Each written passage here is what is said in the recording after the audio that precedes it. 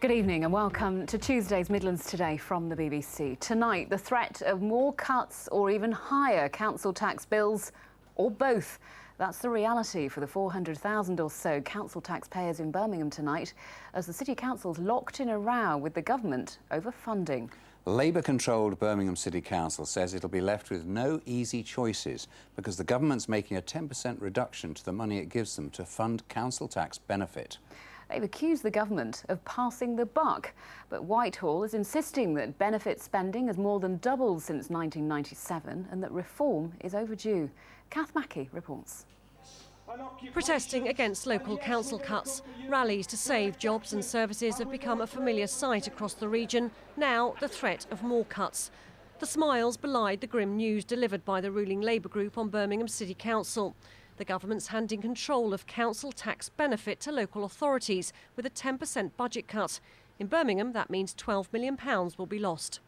It will increase the level of hardship on people across the country. There are 135,000 households in Birmingham currently in receipt of council tax benefit, and in some way all of these households will be impacted. The council says the elderly, disabled and families with young children will be protected. So who could bear the brunt? One homeless charity, the YMCA, fears a cut in council tax benefit could force a rise in young homeless people. Well, this is going to be pushing lots of young people into poverty at a time when they're already facing cuts in their income and difficulties entering the labour market. Sean Ray Thomas, who's 22, has lived at this Birmingham YMCA for over a year. He longs for his own home, but fears he'll never be able to afford it. It's just going to put more of a stress on your head, being able to obviously pay your bills, because you've already got, you're already going to be falling behind as soon as you move out. So when you've got council tax on top of that, it's not exactly going to be, easy, is it? The City Council says it's looking at three options for saving the shortfall in funding. The first is increasing council tax, which is highly unlikely. The second is to cut services. The third is to reduce the council tax benefit bill. But the Conservative opposition say they don't have to do any of that. They simply have to make the current system more efficient. Benefits have doubled since 1997, and the government, both nationally and locally, are quite rightly looking at those who receive benefits. It isn't just the three solutions the Labour Party are putting forward, which is cut benefits, raise council tax or cut services. They can actually improve efficiencies within the council, which we did year on year on year, and also raise more income. The council says it plans to consult with the public about where the axe should fall. Kath Mackey, BBC Midlands Today, Birmingham.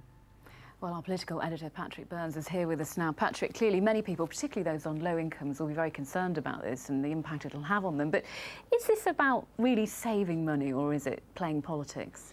Well, there's a very large dose of party politics in this, Sarah. It's all about the apportionment of blame, really. The new Labour administration in Birmingham blame two Conservative Liberal Democrat coalitions, really, the government, obviously, but also their immediate predecessors on Birmingham City Council, who Labour say have left them a budgetary black hole. The Conservatives and Liberal Democrats in turn say the real black hole is the one left by the previous Labour government, which is the reason why these budget reductions are required in the first place, and so it goes round and round. There's a real minefield.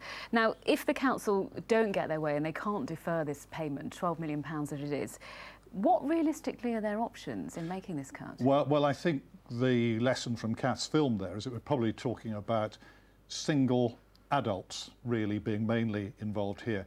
But I think really there's very little prospect of the government backing down on this. They see it as with the grain of their benefit reforms overall, which according to recent opinion polls command something like 60% approval ratings, and that the government thinks in turn piles further pressure on local authorities to examine the radically new ways of working that Councillor Brew was talking about in the report.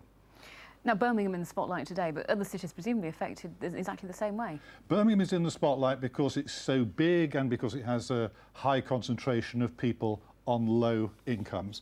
But generally, the government say that they want local authorities to get involved directly in easing the burden on the taxpayer of spiralling benefit bills as they see it, and also to try and get this message across that people, if they can work and can find it, then they're better off doing so than they are claiming benefits. OK, Patrick, thank you very much. Well, coming up later in the programme,